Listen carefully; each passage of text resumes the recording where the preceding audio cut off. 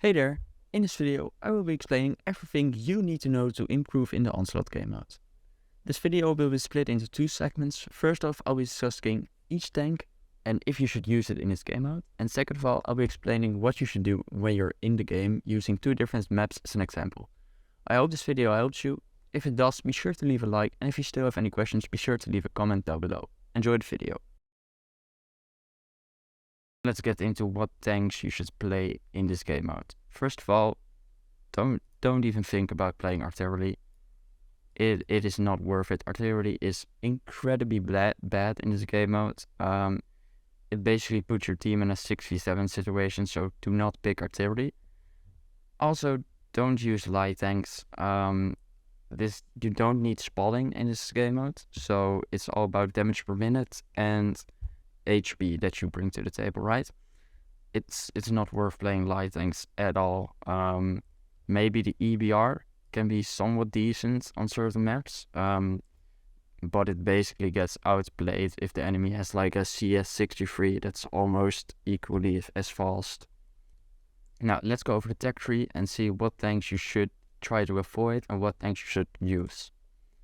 First of all, well, the GWE100 is an artillery, so obviously don't use it. The Checkman's E100, I would avoid it.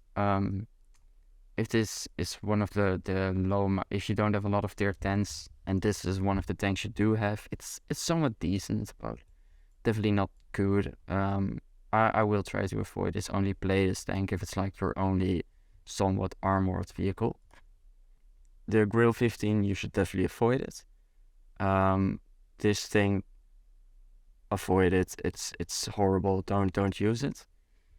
The mouse, definitely use this. This is one of the better tanks in my opinion. One of the best tanks for this game mode. It's really good with the improved hardening modification and the battle modification that increases your HP. You can get up to 4k HP with the mouse, which is just terrific. I would not recommend using the E100. There are a lot of other heavy tanks that are way better than this. So if this is your only heavy tank, I guess you could use it, but I don't recommend it. The E50M, it's not great for this game mode. There are a lot of better options. It can be really good in certain situations, but I won't recommend playing it. Leopard 1 is a sniping tank, and you don't want to pick sniping tanks because it's all about brawl. So you basically you offer your team your HP. You need to use your HP and you need to use your damage per minute. And if you choose to snipe, you aren't using your HP. It's just your damage per minute. So your tank is like half useless. I wouldn't recommend picking the Leopard at all. Yeah, and the E50M, there are way better options, but if you can make it work, I would definitely suggest giving this a try, and if you can't make it work, that's okay. The Rhine Panzerwagen, don't use it. It's a light tank. Like I said before, don't use light tanks. The Russian tanks, the artillery, obviously not. The 268 version 4 is one of the better tanks that you should use. You should definitely use this tank. It's really great for brawling. One of the best tanks in the game for this game mode. The 268 on the other hand is just not good at all. Don't use this. The 277, it's quite decent. There are better options out there for heavy tanks, like the mouse. But yeah, it's not bad. You can definitely use this if it's one of the only heavy tanks you have. And the same story goes for I7. The 705A, I do not recommend using this. Yeah, one of the worst heavy tanks that you can pick, in my opinion. The I4, kind of same as the I7. Yeah, don't really recommend playing it, but it can work. Definitely on certain maps like Ensk or Himmelsdorf. The S22, you should not use it. The 430U is actually just like the E50M. It's quite decent. However, I think there are way better options. Yeah, the 140, it's kind of the same, but I would definitely say the 430U is way better than the 140. The K91, you shouldn't use it. Don't even bother trying this. D1 LT, it's a light tank, so don't use it. The American tanks, well, the T-92 is artillery, so don't use it. The T-123, actually a really good tank for this game mode. Yeah, it's just great. It works a lot of time. Probably one of the only tank destroyers I would actually recommend using. T-124, in my opinion, it's a little worse than T-123, but you can still give it a try. T-125, it's alright. There are better options. But yeah, it's a heavy tank, so you're kind of good anyway. But I won't recommend using this. The MVY is horrible, don't use it. T-75 Heavy, great vehicle in this game. This is one of the better picks actually. You do need to know how to make it work though, so it might be tricky thing to play if you're someone newer player. But yeah, it's great pick. The Patton, don't use this. Yeah, it's just bad. Way better options. Again, kind of like the E50M I talked about earlier. The Sheridan, yeah, Sheridan you should definitely use, not use, I'm sorry, because it's a light tank, and well, if you somehow decide to use it, don't use the derp don't use the derp gun, but don't use this tank at all. There are so many better options. Don't use light tanks. For the French tanks, artillery, you won't want to use it. Flush B, yeah, don't use this. It has a great magazine value, but just a reload, it ruins it. So yeah, I would not recommend using this. 50 Bs, I mean, you can try it. It's alright. I do think the T-75F is a better pick. So if you have that, definitely go for that. But you can try it out if you have this one. It's not really that good. Same goes for the AMX. It's not. There are better heavy tanks, but I don't recommend using this. Badger 25T, don't use this. It's honestly 40 seconds reload. Yeah, it's horrible. Don't use this. And then there are two lights. The AMX you shouldn't use because, well, it's a light tank. The EBR, don't use it. There are certain maps, like Ghost Town, where you maybe wanting to get to a specific place really quickly, but yeah, it's not really worth it, honestly. CS63 is just way better than this one.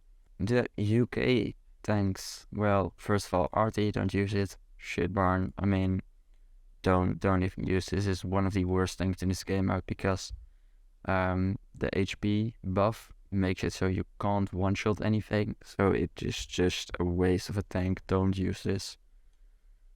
Badger, it's alright maybe on a map like Ensk or Himmelsdorf, but I don't recommend using this. The S-Gonk is probably one of the best tanks. Definitely use this. Yeah, if you have it, use the S-Gonk and you can get really far. It's good on almost any map, so yeah.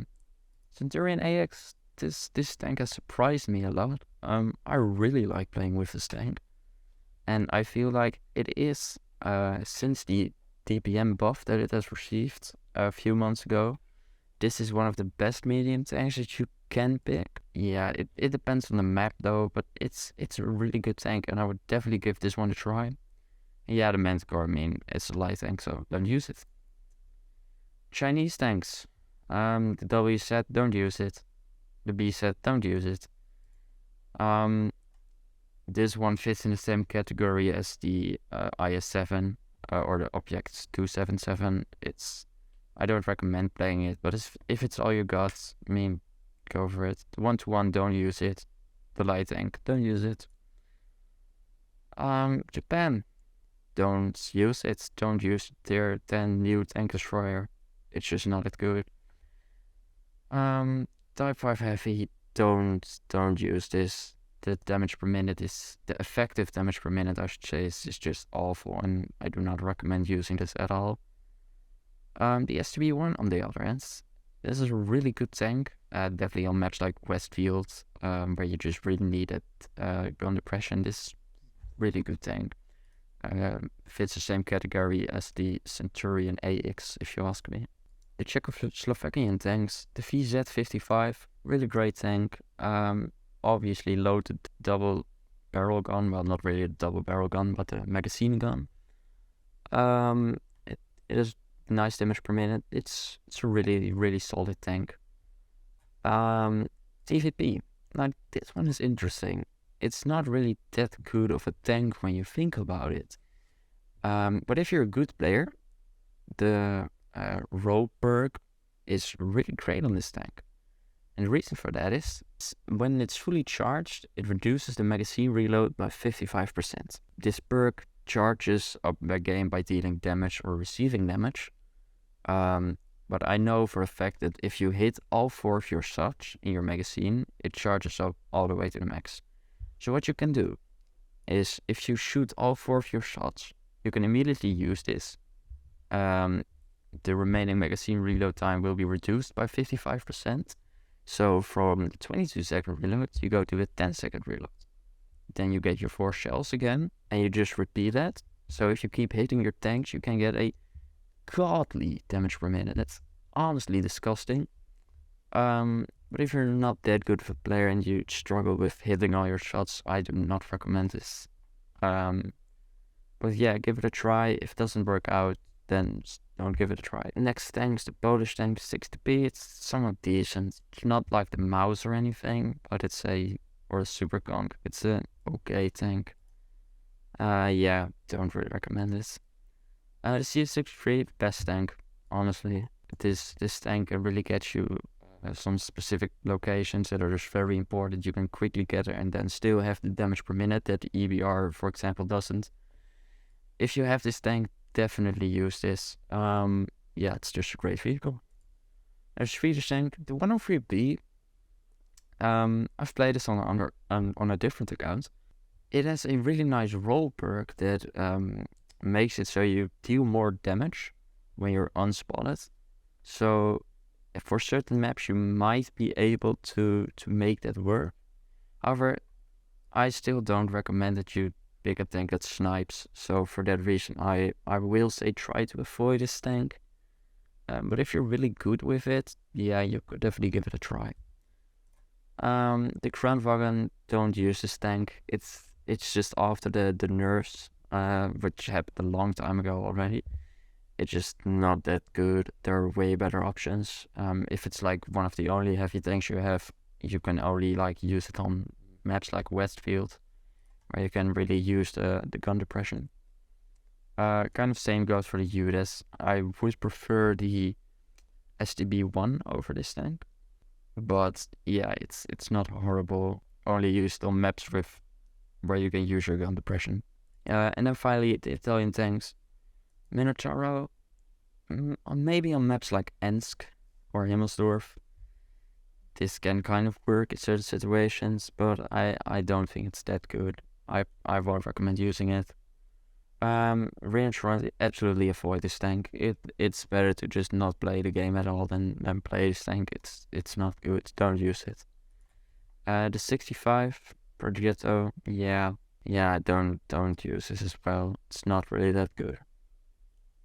About the collector vehicles, by the way, don't bother checking them out. They're not a lot of tier 10s. But for example, the T62A, it's horrible. Don't use it. Definitely not in this game mode.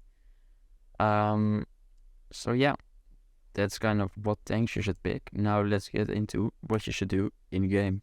Now, what should you do when you get in the game? Well, in this case, I used the map Glacier. This map kind of brings some features together that you see in a lot of different maps. For example, you have the cap here. You have one of the artillery power-ups here that you can contest. There's one artillery place here. There's one scouting power-up here. What should you do on this map? Well, I'm going to explain it in a way so you can use this on every map.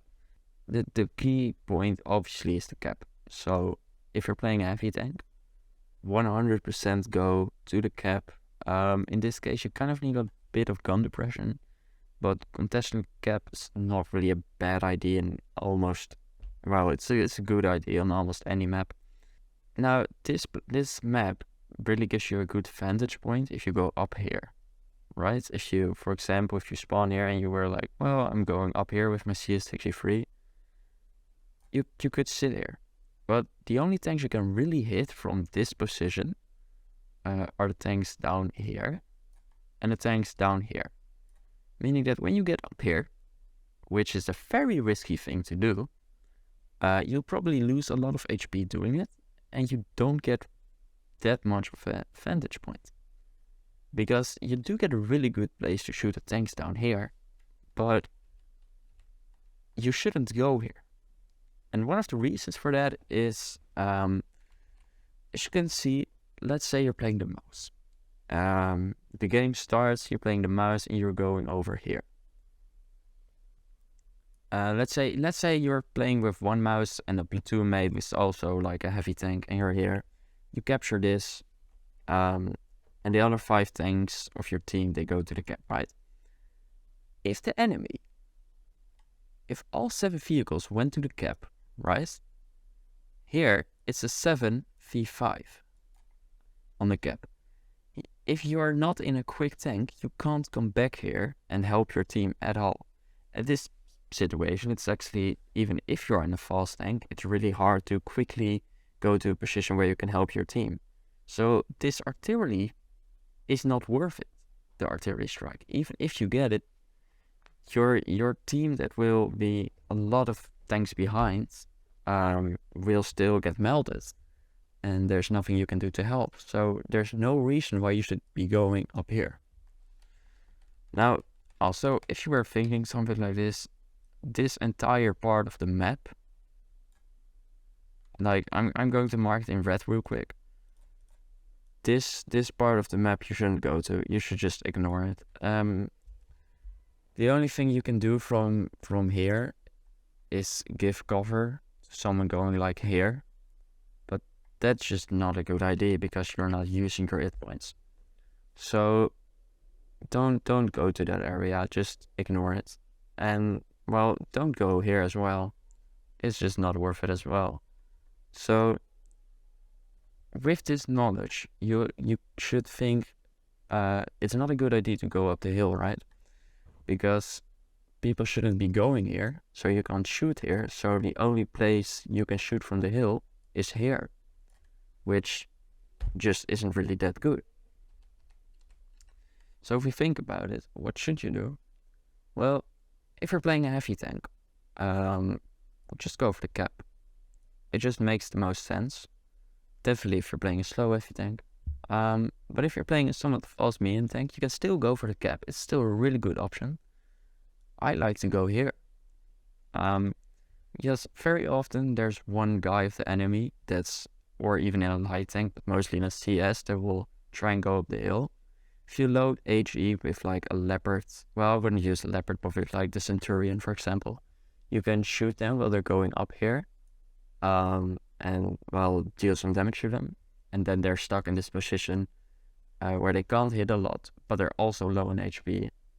And if you're definitely in a somewhat quick vehicle, you can push here or maybe here and help your team very quickly if the enemy decides to push the cap, or if your team decides to push the cap. From here you can also, I wouldn't recommend going like up here instantly and just grabbing the RT spot.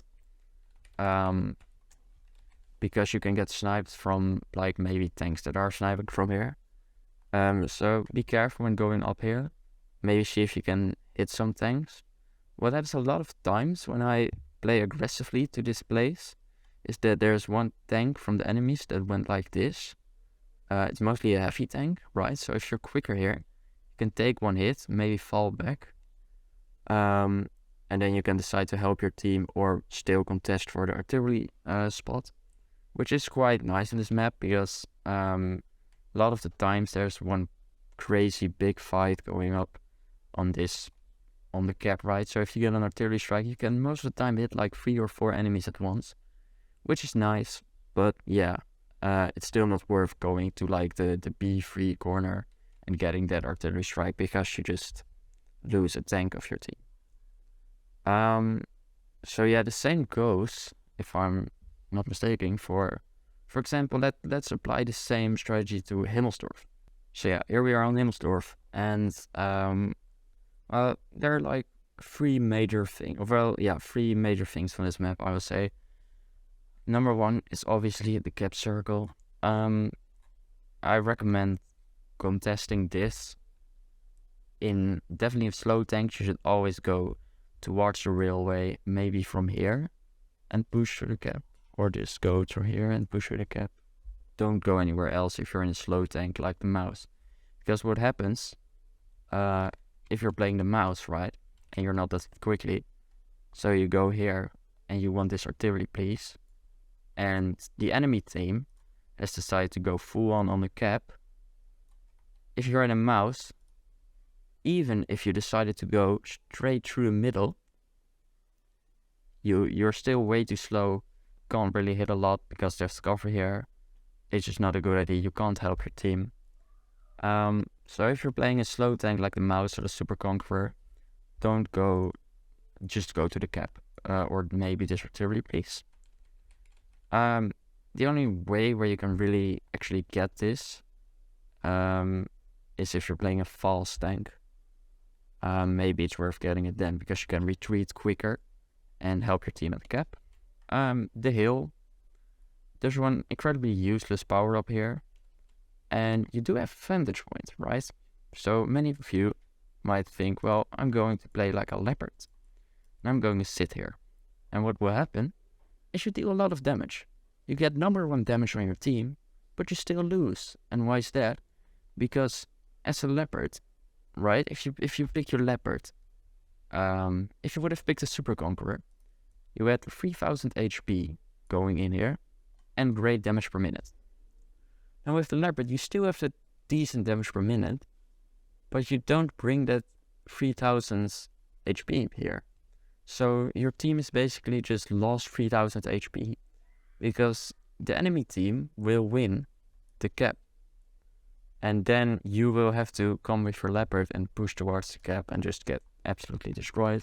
So just not a good idea to stay far away from the cap. It's just never a good idea to try and be smart and flank the enemy by going around. I mean, let's say they all went cap. If you go around here with your leopard, it just takes a really long time before you can help your team.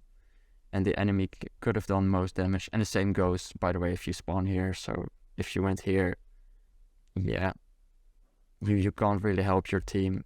So yeah, always just most of the time try and compete for the cap. So anyway, that was it for this video. I hope this video helped you. If you've learned anything new from this video, be sure to give it a like or maybe even consider subscribing. This helps out a lot since there goes a lot of effort in these videos. Thank you for watching and I'll see you in the next video.